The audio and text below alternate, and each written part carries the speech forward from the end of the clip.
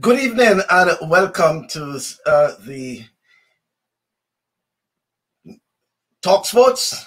Yes, our weekly program where we speak to the movers and shakers in sports, the sportsmen, the sportswomen, the administrators, both past and current. Yes, and we have a special program for you this week as we continue with our discussions, finding our sportsmen and sportswomen and our administrators wherever they are. Very interesting programs we have had over the past few weeks. And as I said, on the weekends, we try to concentrate more on the club structure, the clubs, and during the midweek, we deal with the individuals. At times on weekends, we'll have some of the individuals to go more in depth into their, their achievements and such.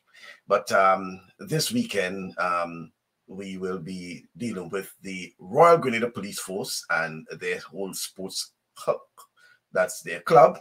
And the following week, we'll be dealing with Paradise as we continue with the clubs. Okay, so we will use the midweek to deal with some of the individuals. Some of them have been plying their trade overseas. Some, no doubt, have been on the local scene, and especially with the COVID and how they have been coping with the COVID. It has been rather interesting to hear from some of them how they have been coping. So no doubt over the next few weeks and a few programs, we will be hearing quite a bit from these folks, how interesting enough they have been able to cope with their preparations. As we know, this year is a very important year for some of them, especially those who are preparing for their those who are preparing for the Olympics, the delayed Olympics that should have been held in 2020, so 2021, and some of the other international sports, of course, right?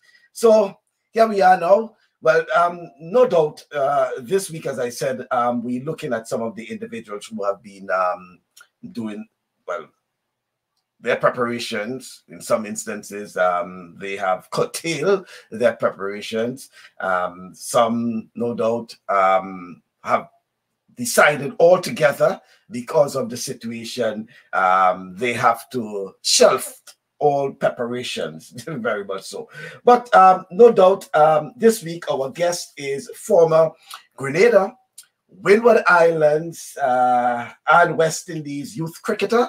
He goes by the name of Camilus Alexander, and Camilus Alexander, who now represents the United States in playing cricket, is also a coach with the Atlanta Cricket Academy. I'm just looking to see if you're right.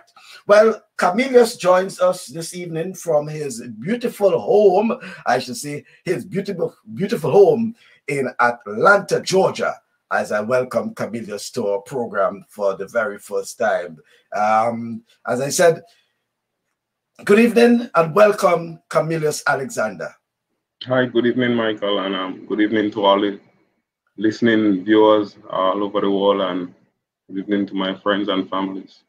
Okay, and as I indicated, you have lived in Atlanta, Georgia. How things, and how are you really coping, man? Yeah, things is going pretty well. You know, I'm just taking one day at a time. You know, giving God, praise every day. Mm-hmm. Right. How things with you?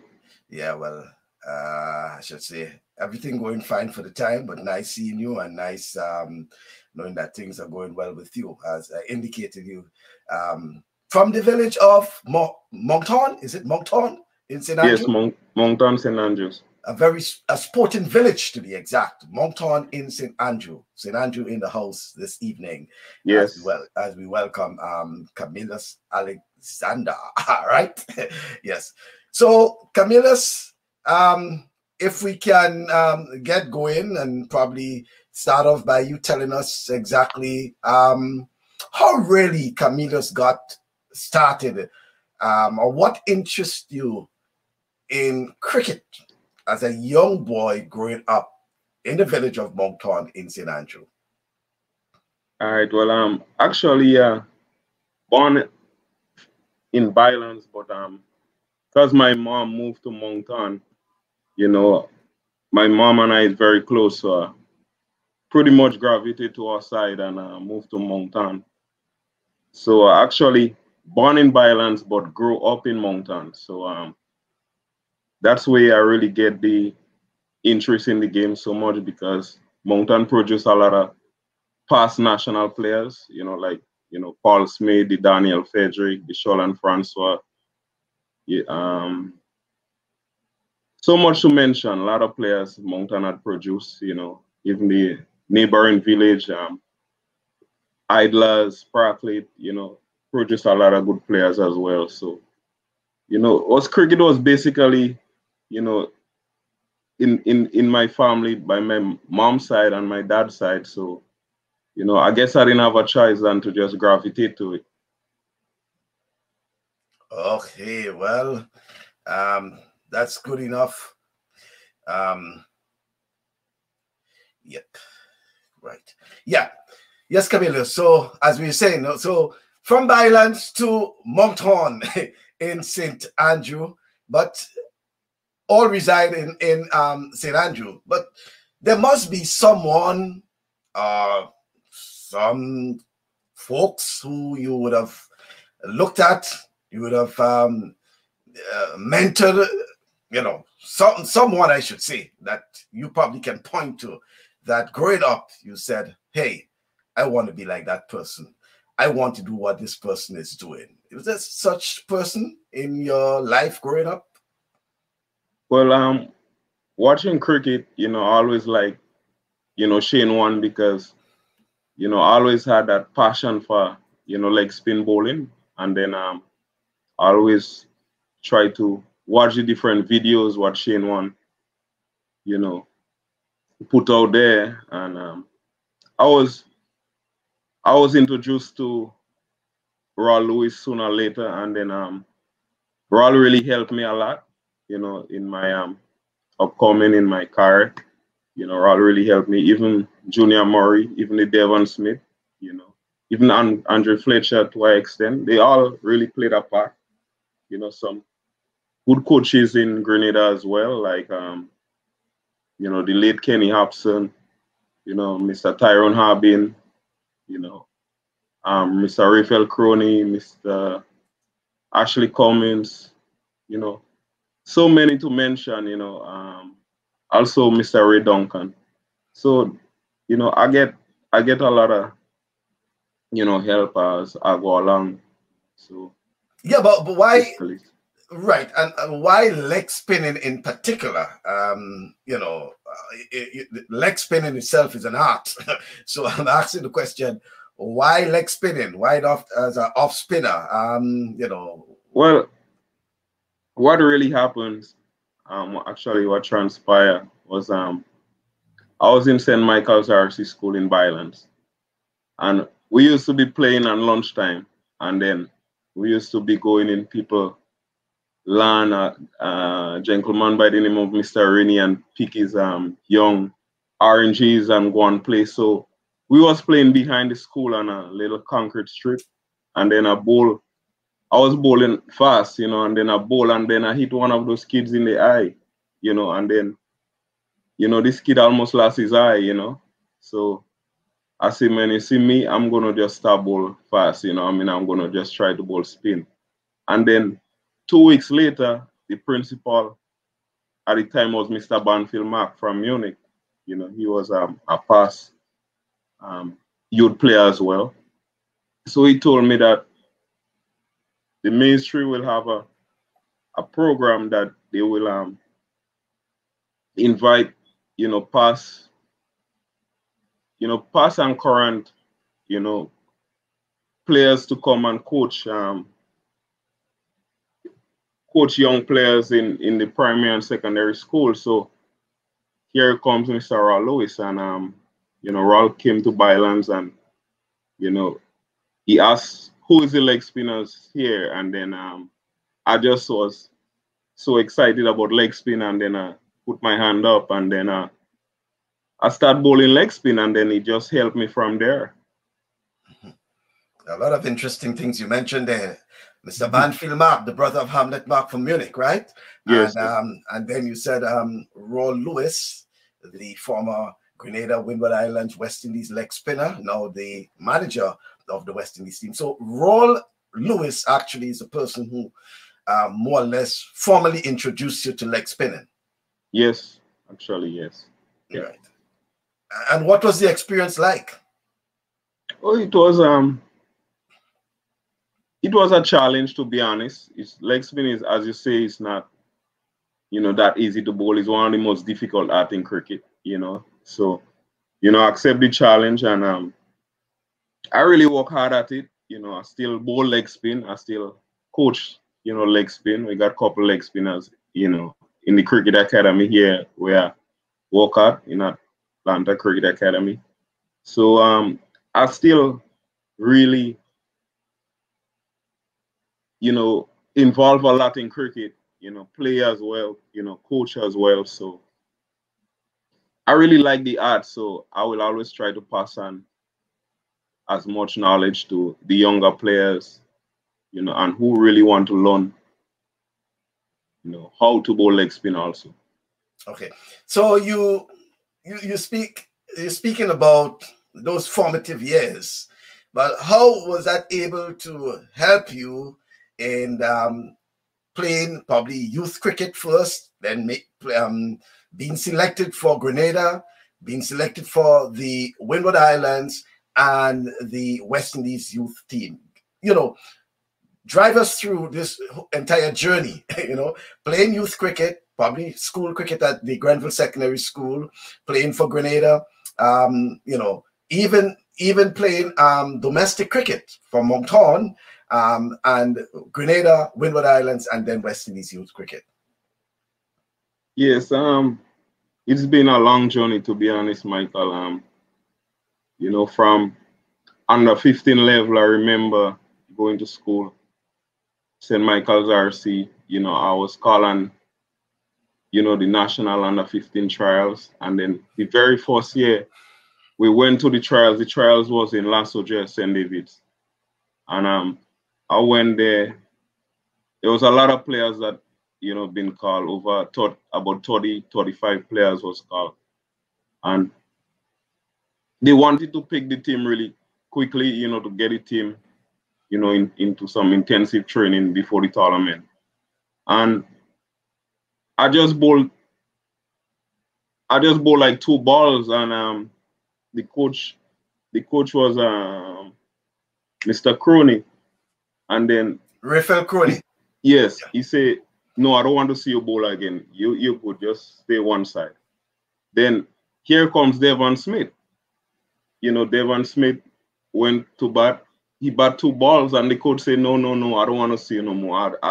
2 balls is enough, right? So they're trying to get into those players real quick because it's like 30-yard players, and you're trying to, select your best 13-man squad, to travel in the next week. So they're trying to, really get the best out of. So it was like an elimination process. They see your ball. They didn't want to. Yeah, right, they see your ball. Actually, just 2 balls a bowl, and actually get selected right away. So, and then this unique story, myself and Devon Smith, we started off, playing there, and then they select the 13-man squad, which both of us was in it. And then we went to St. Vincent before and played the under 15 tournament. And then I had a very good tournament. I made the Windward team. Devon made the Windward team, and then we went over to St. Lucia and played the West Indies under 15 tournament. And then I took the most wickets in the tournament. I took like 12 wickets from about 5 games. 3, 2, but it's one-day cricket, or 50 overs. And I'd get selected for the West Indies under 15, at 13 years old. And that year, Devon Smith didn't make West Indies under 15, but I was the only Grenadian that did, at that time. That was in 1997. And I remember. You made it as a bowler, right? Yes, I made it as a leg spinner. couldn't really bat as yet, Michael. I could have barely hold the bat. So made the team. You know, they had a workshop after the West Indies team selected in St. Lucia for 1 week. And that workshop was conducted by Mr. Gus Logie and some couple other West Indies officials. And then we trained. Basically they was just teaching you like the mental aspect about the game, not really the skill part of the game, more the mental aspect. So the team wasn't touring that year, was just a West Indies select team. So after that, we go on to the under 19 now. And then because myself and Devon Smith had dominated the under 15 Windward Island championship, they automatically call us for the national under 19 trials. And we went and both of us made the team, and two of us will just keep progressing as we go along. We were just doing well. And, you know, it's a lot of hard work. I used to be getting up, you know, in the morning, like 4 o'clock in the morning, nobody knows, and run from mountain sometimes to Byland. You know, it's a very lonely place. It's a steep hill. You know, sometimes I'm tired, but I say I got to get on the top of the hill, you know, so I'll just keep, you know, pushing myself. That's like no one is there. It's just dark because there was no lights, you know, and then, you know, I just keep training, working hard, you know, get my opportunities. I made the best use of it. You know, it was a really tough journey, but I would really like to, you know, thank my mom, because she was the one that really used to wake me up on morning, you know, 4 o'clock sometime, you know, tired, but she still used to wake me up. Oh, you need to go train, you know, and, you know, my stepdad as well, Mr. Anthony Noel, they both just to motivate me a lot. So, you know, that really pushed me. You believe after Ron Lewis, you're probably the best leg spinner to come out of Grenada? Or you are the best? To be honest, I don't like to, you know, I'll leave that, you know, for people to make that decision. I don't like to, you know, boast myself. But what you thought about yourself as a leg spinner? Yeah, I think I used to. In the context of Ron Lewis, and Ron Lewis is the one who introduced you to leg spinning. Yes, this is sometimes like, you know, the master who normally, how should I say it? Well, what I really want to say that Ron was the one that really, you know, started teaching me bowling leg spin, and I really started practicing and training hard. You know, that I really thought I used to spin the ball a little more than him sometimes, you know. So, you know, that was really a plus, because, you know, I followed the basics where he was always, you know, trying to teach me, and then I really push myself, and then he really helped me a lot. But all right, I really don't want to, you know, say that. But I will take it. Technically, you're saying you were the best. Okay, that's fair enough. Really. Yeah, you spin the ball better than Roll. No. Sometimes it depends. But it depends on the surface. Let's look a little more domestically on the domestic scene, playing cricket. Especially in the it was the St. Andrews tournament, you know,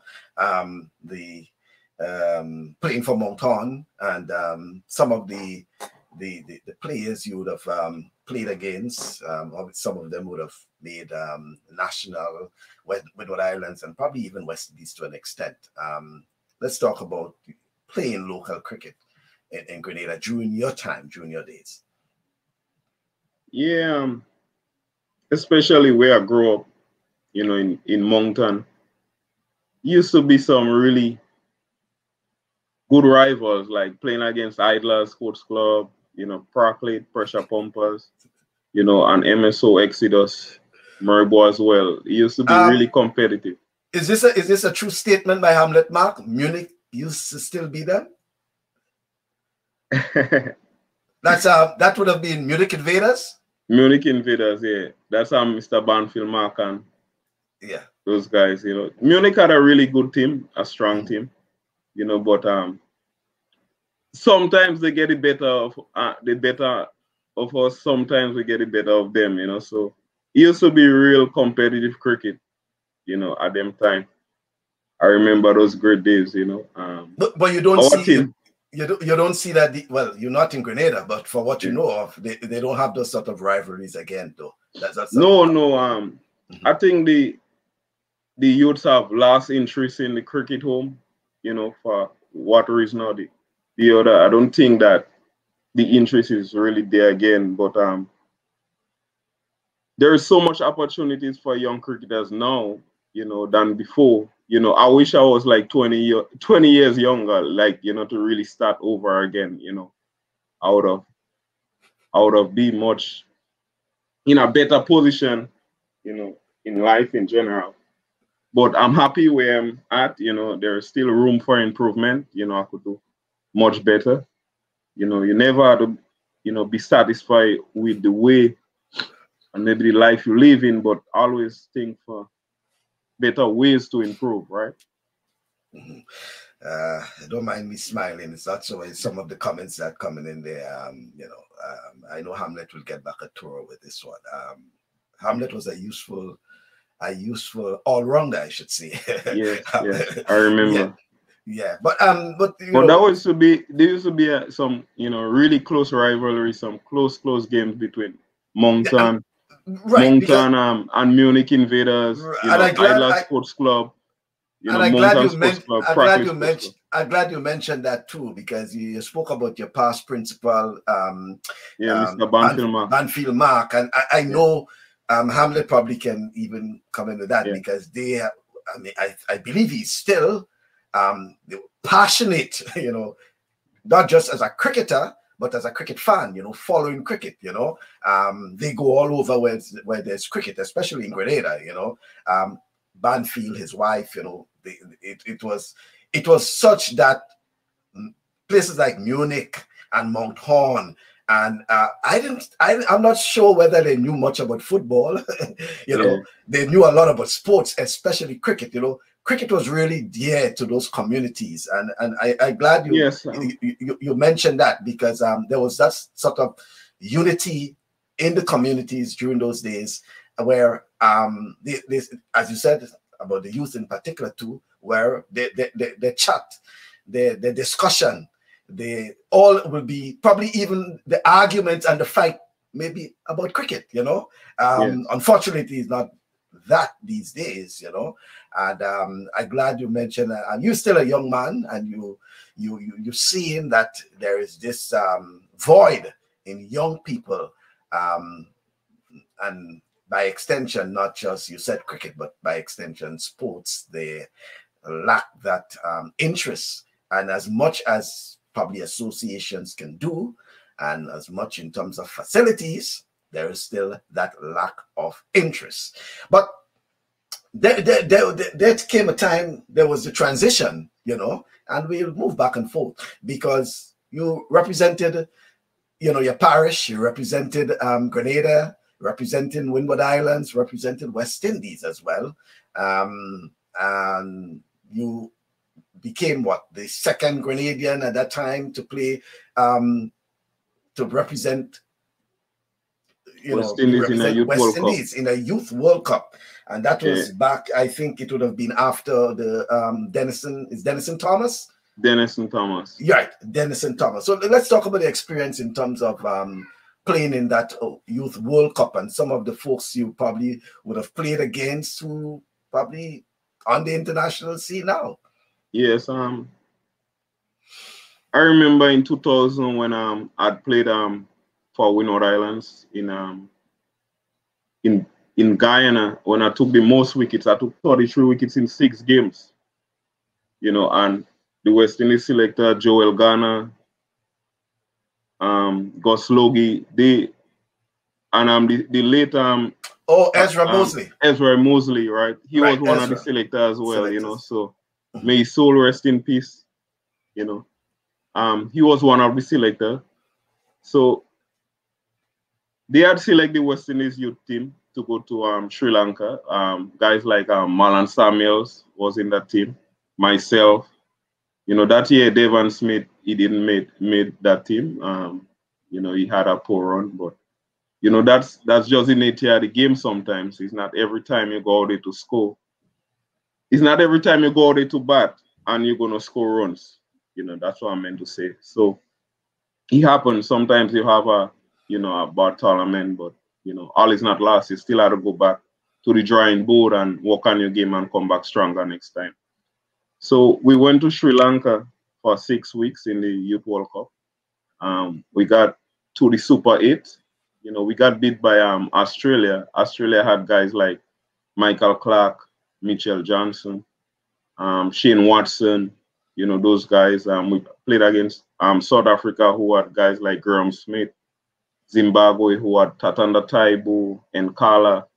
Well, I played 3 games in the Youth World Cup. I got 7 wickets. I played against New Zealand. I got 4 for 40 against New Zealand. And then I got the wicket of Brendan McCallum and his brother Nathan. So I got 2 of them out for, I bowled like 10 overs for like 40 runs. I went like 4 runs and over. And then I still helped West Indies to win that game against New Zealand. We was chasing like about 220 and I made like 33 not out together with Carlitos Lopez from Barbados. So I had a good game that game. That was my first game in the World Cup. Then the US and Canada had a team together. Then I got 2 for 16 in 10 overs. I really bowled well. I had like 1 point something runs per over. And I played against Pakistan under 19, who had guys like Imran Nazir, Afridi, same Afridi who had playing there. We played against these guys as well. I got 1 wicket. I got Imran Nazir out, like 7 overs, I remember, for like 28 runs. So, I had a pretty good under 19 World Cup. He was pretty decent. You mentioned the name Brendan McCallum and those guys, and Nathan and others, and yeah. I get 2 of them out. And so when you hear and see about these guys playing, in some instances, still playing international cricket, you even mentioned Shahid Afridi. That's the name you from Pakistan, right? Do you believe to some extent that you may have shortchanged in the region in terms of playing West Indies cricket? Not really, probably I would have liked to get some more opportunity, but it was really difficult in my time. I was like, I had to compete with Raul, basically throughout my career, sometimes, I get a game here and there, but sometimes you need a longer. You're competing against your mentor. Yeah, so it's very difficult, right? So sometimes you really need a longer run really to prove yourself, because sometimes 1 or 2 games you really don't get the chance really to prove yourself. So you really want, especially as a leg spinner, you want to get a lot of games really to get into the groove of things, So, probably if I'd get some more chances, right now in West Indies cricket, I see players who haven't scored a first-class 100 playing Test cricket. Back in the early 2000s, that could have never happened.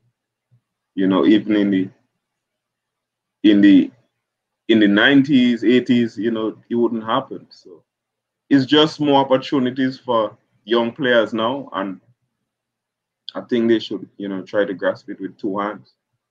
But speaking about opportunities, why then you decided to make that transition and move from Grenada and the Caribbean to the United States to play cricket? Well, actually, I just think, I had enough, basically. When you reach, I left Grenada when I was 32 years old. I'm 39 now, so. When you reach 30 years old, and then you don't really accomplish what you really want to, sometimes you just have to say, man, I really try hard, and then you just have to accept the fact that sometimes selectors may be looking in a different route, so sometimes you just want to say, man, you try and you try hard, but if more opportunities had present itself, you would have done better. But but you believe, but do you believe you had more to offer to West Indies cricket? I think I probably had a few more years left in me. I was doing well. Actually, my last year I played for Windward I was 31, 32. And I played against Guyana in Guyana and helped Windward win a 40 game, which I made like 62. And then I took 1 wicket. But I wasn't getting much wickets, but I was creating little opportunities here and there. But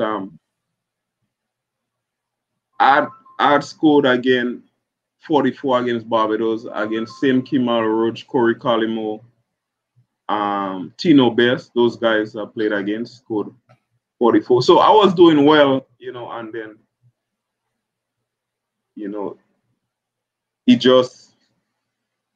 the selectors decide, well, they probably want to, go to, some younger players, I guess. So. But even at the age of 39, as you admitted, you still, to some extent, playing international and competitive cricket, representing the United States. Is there any, I don't want to use the word regret, but when you look back and see that, you probably didn't have that, many opportunities, as you said, as a leg spinner, and now as a useful batting all-rounder, I should say. Is there any regret now playing for the United States rather than playing for West Indies?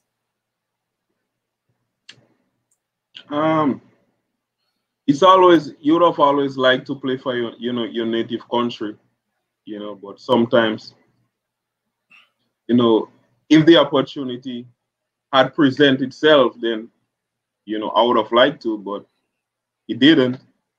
So sometimes in life, you got to probably move on, but I would have really liked to, to be honest, but, I still enjoyed playing my cricket competitively. Right now, I'm into playing franchise cricket right now with Atlanta Fire here in Atlanta. Actually, I was the first captain. Right now, I'm not the captain no more, so I just want to, just enjoy and just play as just a senior player and just help, the youngsters, as we go along, Mm-hmm. And let's talk about touring with the United States team. You, back about probably 2-3 years ago, you embarked on your first tour with United, representing the United States, tour Africa, played in ICC tournaments. What it was like? Yeah, it was a great experience, playing for the US. It's very challenging here because, remember, it's not really a professional sport in the US yet. It's just about, nice photo. I remember that game, we just had defeated Malaysia, in Uganda we was playing, that's Division 3. And that's me and the captain, Ibrahim. We was chasing like 133, we knock out Malaysia really quickly. And then I scored, I think like 42 not out, and the captain had scored like 20 something because I bat number 3 that game, So I bowl leg spin, but I like to bat as well, and then what really make me work so hard on my batting, because Logie always tell me that you as a bowler, it's very difficult sometimes to get wickets, So when you do get a chance to bat, you should really put on your head and settle on and bat. So I took it really serious. Oh, remember that was a square drive for 4. You know, I remember that shot. Yeah, that was against Malaysia. Yeah, so you know, those are some great days I could look back at. You know, and I really enjoyed it. It was a great experience. You know, we came fourth in that tournament, US. We had also come in the top 3 to qualify for the second round, which was Division 2. And then the next year, we had to qualify for Division 2. And now the US has own ODI status, which, you know, players don't really have to go back to the native homeland to play international cricket. You know, you could play international cricket from the USA. Yeah. And in addition to that, you have been called up, I should say, in the South and selected in the South Division for trials for the USA team. Let me see if I get it correctly. Right, yeah, that's a training squad, right? The zonal training group in the men's, and that's the South, because they have about 6 to 7 regions, I think, East and West and whatever. I'm seeing the name Camilus Alexander among those in the training group. Camilus, yeah. So give us some more information about this. Yes, that's the zonal trial squad. Is not like a US squad. This is, as you say, there is like 6 different zones, you know, east, west, you know, north, south, southeast, you know, northeast, you know. So this south zonal trials is basically like Atlanta, North Carolina, Florida, you know. So they're going to select the best team, you know, the best 13, 14 guys there. And then we will be playing against the different zone, and then that's how they will come up with the US national team. Any familiar names in that? Just looking at the South, in that men's training group there, any familiar names apart from? Yes, there's a lot of guys there I know and play against. Guys like Roy Silva. We had toured in the Middle East for the US together. We toured Abu Dhabi and Oman together. We toured Roy Silva is Sri Lankan? Yeah, he's from Sri Lanka. Okay, yeah, good right-hand batsman, very attacking player. The name Gavi is Gavi is from Jamaica. He used to open bat for Jamaica in first-class cricket. He's a good player as well. Everett Dyer is our local fast bowler right here in Atlanta. Bowl fast. Dean Morgan, wicketkeeper, you know, just current right-hand batsman. You know, a couple of them other guys I know. Mark Parchment? Yeah, that's Brenton Parchment cousin, right. You know, former West Indies test player. Brenton Parchment had played for West Indies under 19 together with me also when we went in Sri Lanka in the Youth World Cup in 2000. That's his cousin. You know, Kyle Phillip as well, you know, from Florida. He played for the US a couple of years ago. As you see, you have William Pockins from Trinidad. He played for West Indies too in a couple ODIs. You know, Sagar Patel is currently a US player right now. Okay. So there's a lot of guys there what I know. All right, and that is just the South, right? So as we said, we have the East, we have the West, we even have the Southwest, you know. And looking at those names, it appears, Camilus, that there are a number of former West Indies players, especially youth players, who are vying for selection on the United States team. Are you seeing a transition that a number of young players leaving the region and moving towards the US to play for the United States? Well, sometimes you have to ask yourself, you know, why you know, they're doing it at a young age. You know, some players have, you know, different reason why, but there's opportunities all over the world right now. So much opportunities. So if a particular player is maybe still in his 20s, you know, I wouldn't really advise him, you know, to leave the West Indies and come to the US and play. That's my personal opinion, because you're still young, you know, you're not in your 30s yet, you know.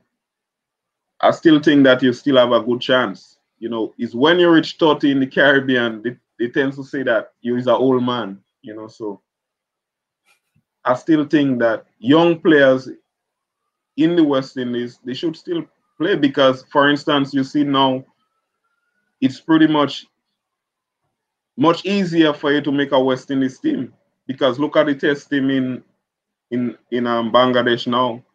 You know, who is playing is basically our second string team what playing there. You know, so if you're in the Caribbean now, it's easy for you to get in. You know, and then I would have liked to be in the Caribbean around now. If I was, you know, like at a younger age, to be honest, you know, I surely would have made this team. Yeah. Okay. So that's your, as you say, that's your personal view, as you quite remarkably said that, you know, at the age of 30, they consider you to be a veteran, an old man. Okay. Yes. But, you know, but it's just unfortunate, you know, but most players develop, you know, faster than some. You know, some players develop really quick from mid 25 to 30. Some players be at a peak. You know, for instance, James Anderson, you know, England test bowler. He have more test wickets after 30 years. He's like same age, because we played under 19 together again. So he pick up more test wickets from 30 to between 30 and 38. He's like 39 now. So he more mature at a later stage in his career than an earlier stage, because he pick up less test wickets in his earlier stage of his career. And are we seeing a similarity with you in terms of being you know, you're concentrating more on your batting now than your bowling? You're being selected on teams based on your batting rather than your bowling? Is that a sign of your mature latter stage of maturity? Right. To be honest, right now, you know, coming down to basically to the end of my career, you know, I'm more enjoying my batting, but I still bowl. You know, I love bowling, but I really enjoy my batting more than my bowling, because, you know, it's fun. It's fun. You know, I just like to, you know, score runs. You know, I like to stay out in the middle and put the opposition under pressure. Try to take the game away from them and bring the game home to my team. But despite your advice and your personal advice to the young players, but do you still see opportunities available for cricketers? I wanted to say young, but for cricketers and Caribbean cricketers in particular, because the question may ask, how many players can actually make the one West Indies youth team, the one West Indies, you know, senior team? You know, are you seeing opportunities being made available, or there are opportunities available for cricketers in the United States, especially Caribbean cricketers? We've seen a lot of sub-Asians, you know, like the Indians and the Pakistanis, the Sri Lankans, making that transition into the United States, into Canada, for example, in terms of playing cricket, representing Canada, representing the United States. Do you see the opportunities available for West Indies players as well, or former West Indies players, or even young cricketers in the Caribbean? Yes, definitely. There's a lot of opportunities here in the US. You know, once you migrate and you come to the US, and, you know, you're talented enough and you get basically into the club structure and you play well, you perform well, you know, you stand a good chance. You know, there is a lot of opportunities. There's minor league about to start maybe June, July. And then after next year, they will have a professional league here in the US, which is the major league. So it's something, it's franchise cricket, you know, very close to like IPL, CPL, and all this, you know.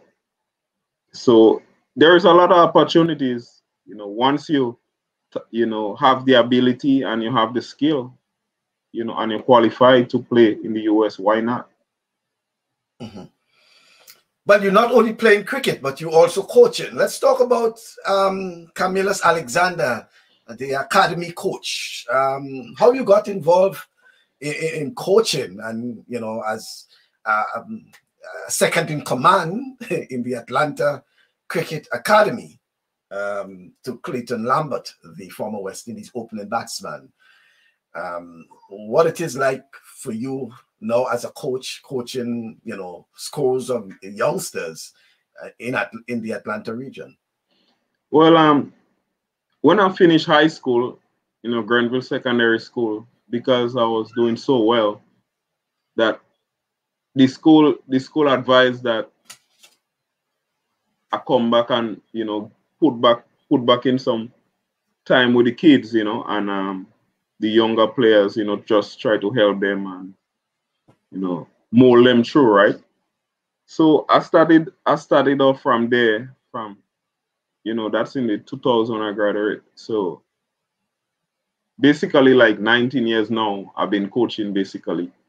So moved to the US here, I play some local club cricket. Most of the guys that I play with and against, you know, I would play them, you know, dominate to say. And they asked me, you know, if I could do some extra work with them, like help them, you know, to improve on the game, improve on the skill. So, you know, I say, why not? You know, I could help you out, you know, and then I just take it from there. And then here comes Atlanta Cricket Academy. You know, they reached out to me and I took the invitation, and they was in establishments from 2014. I joined in 2016. So from 2016 to now, which is 5 years, you know, I'm involved in Atlanta Cricket Academy, you know, some very good youngsters, you know, a lot of, you know, good youngsters is coming through, some promising young talent. How many, so? How many you in the academy? Well, roughly, right now, we have basically about 130 kids. We started with like 10 kids, and now it grows so massively. We have like 130. Yeah, but because of the current situation with the COVID, and, you know, some parents been hesitant in sending all the kids to the academy. So I'll be doing some, you know, one-on-one session, you know, basically at the kids' home, because some of the parents could afford, you know, a cricketing facility at the kid home, basically in the backyard. You know, some parent, you know, they really invest in the kid, and, you know, hearts goes out to, you know, those parents. You know, a lot of the parents, you know, that really making that extra effort to try to get the kid, you know, that cricketing skill. You know. Mm-hmm. But on a normal day, what it is like for the academy? Well, our time, we start 5:30. In the morning? We got in the evening, 5:30 in the evening, because the academy, we target the kids when they finish school. Mm-hmm. They finish school like 3 o'clock. So they go home. The parents take them to the academy to try to get it for 5:30. When they get there, we have a fitness trainer. His name is Ryan. He's a very good fitness trainer. So he trained them from 5:30 to 6:15. Within that time, from 5:30 to 6:15, we have the little masters, which is 4 and 5 years old, I will be teaching them the basics of the game, like, you know, the gripping of the bat, you know, how to bowl, you know, basic fielding drills, and so it's just the basics of cricket. And then after 6:15, myself, Coach Lambert, Clayton Lambert, and well, we got a new coach right now from South Africa. He with the MLC, so he's also coaching as well. So 3 of us will, you know, start the program with the kids. You know, then we get into the cricketing skills now, like the batting, the bowling, the fielding, into the nets, because right now is the winter, so we have a indoor facility. That's what we use right now. So we have like 5 lanes there. So it depends on how many kids turn out that particular day. We use maybe 1 net, 2 net, 3 net. It all depends on the turnout of that group that particular day. So we got the academy dividing 5 different groups. We got the little masters from 4 to 5 years old. Then we got the rookies from 7, 8, 9, 10. And then we got the Coles, 10, 11. And then we got the Cubs, 12, 13. And then we got the Warriors and Advertise, 14, 15. And we have the senior boys, the under 17. So it's a lot of kids, and, you know, they're very keen and exciting. Is that something you believe we need more of, probably in the Caribbean? Oh yes, absolutely. We need a lot of infrastructures in places like, you know, more or less all over the Caribbean. You know, that's why we need to help revive West Indies cricket again, you know, in order to get back on the top. Because for instance, like places like Australia, New Zealand, Sri Lanka, and all those places, you know, the structure they have in place for the young cricketers is amazing. You know, so that's what we really need in the Caribbean as well. Because growing up as a kid, I didn't have this kind of facilities, what I'm seeing here, what I'm coaching in the cricket academy here in Atlanta. You know, that's, you know, what you've been dreaming of as a kid, you know, 5-lane indoor nets, you know. Who as a kid wouldn't love to have that, you know? Whom we just play on the side of the road and play in the pasture, you know, just, you know, in the night, you could sometime I'll be coaching sometime 9:30, 10. Sometime I finish coach like 10:30, 11 o'clock in the night in the indoor facility in the winter. You know, after some time I do a little practicing for myself, my personal little practicing, you know. So it's something that you really, really want, you know, the region to really look into. Okay. And you're saying all of that to say that you believe at your stage you're willing also to give back, okay? And earlier in the conversation, you mentioned a couple of times Devon Smith, how you all started cricket around the same time. And I believe there's some similarities in that you are 1 day apart. Yeah. October 20th, 1981, October 21st, 1981. Yeah. So this year will be you'll be 40. Okay. Yeah, big 40.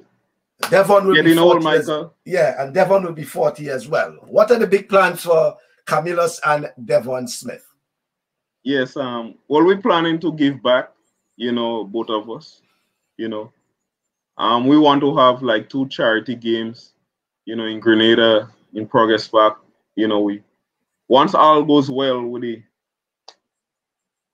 COVID and all that, you know, we're planning to have 2 nice charity games over there. And then, you know, I'll be using, you know, this time to, you know, give back like some cricketing equipment to, you know, the schools like Grenville Sec, you know, McDonald College, Montrose SDA, you know, and SAS as well, you know, the neighboring secondary schools, just giving back, you know, showing my appreciation, you know, back to the people of my country and, you know, the kids, because when I think about, you know, my upcoming way, I wasn't fortunate enough, you know, to have all this cricketing equipment, and I got a couple sponsors here and there cricketing stuff, you know, so I have a lot of extra stuff, and I will get some extra sponsorship, you know, to make some valuable contribution to the kids.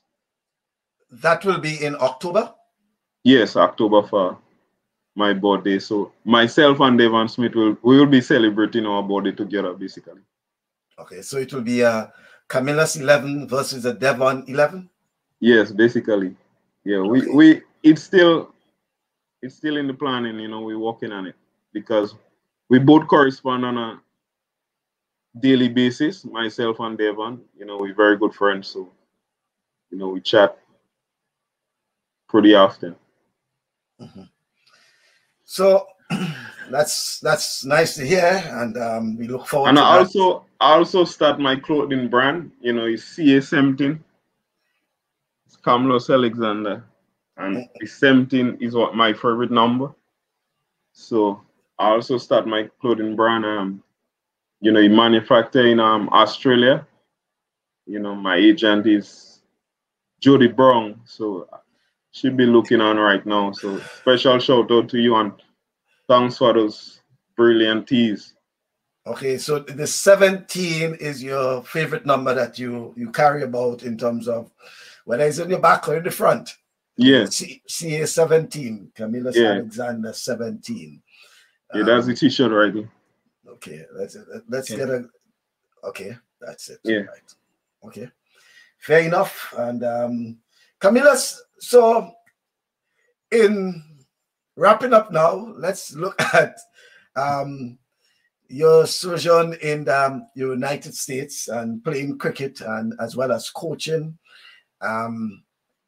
What sort of advice would you give to, and that as a parting shot, would you give to young cricketers who probably for the last 2, 3, 4, even 5 years watching and listening to West Indies cricket and may have second thoughts about the sport and using probably West Indies as a yardstick?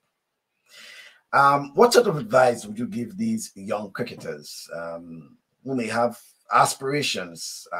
They believe that they probably in a position to make a contribution to national and regional cricket. What sort of advice would you give them? Yes, I would really like to tell them, you know, keep chasing their dreams, you know, work hard, you know, you got to be committed, you know, and enjoy what you're doing. You know, once you have that passion within you and you're enjoying what you're doing, you will do well. You know, you got to be committed. You know, the commitment is very important. So that's something you have to have within you, right? And try to stay away from drugs. You know, not try, you should stay away from drugs. And you know, do things what gonna uplift you and motivate you, and try to be around like positive energy, and you know, just try to do the best what you can. You know, do what it takes to get there. If you have to, you know, spend sleepless nights, you know, to exercise and keep fit and, you know, look after yourself, you got to do it. You know, there's no two ways about success. It's just pure hard work. Okay, Camilus, well, your cuz is saying hello to you. That's Chanel Charles. And hi, Chanel.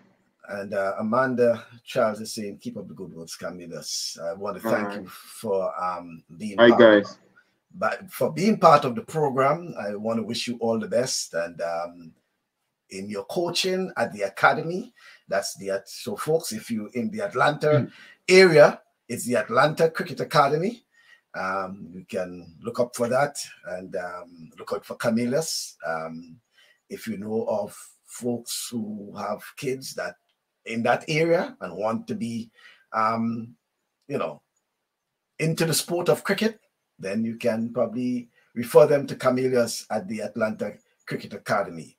Right, Tim Mason is saying big up Cam. I think they call you Cam at times. So yes, yeah. Thanks, man. Team. Yeah. Team. yeah. That's so, my friend from Canada.